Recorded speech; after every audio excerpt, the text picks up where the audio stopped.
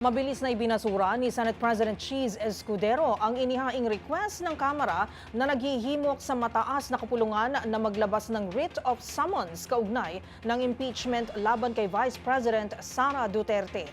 Giit ni Escudero kapag session break, dapat session break.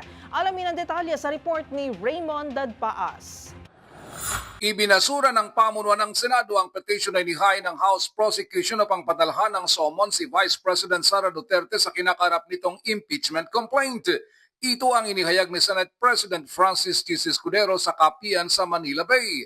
Ayon kay Escudero, hindi legal na gawin ang gusto ng Kamara dahil nakabakasyon ng Kongreso at walang sesyon ng Senado. Diin ng Pangulo ng Senado kapag hindi sumunod sa rules ay lalo lamang mabibigyan ng pagkakataon ng kampo ni VP Sara na questionin sa korte ang impeachment case laban sa kanya. Sabi ni Escudero, padadalhan niya ng formal na liham ang mga miyembro ng House Prosecution Panel.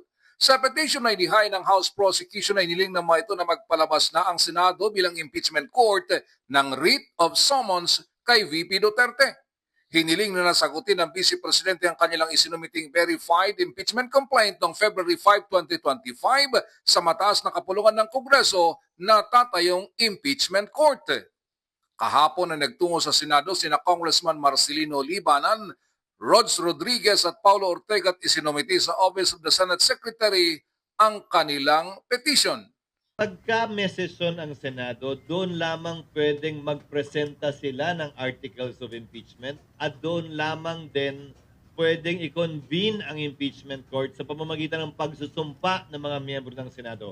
That can only be done when Congress is in session.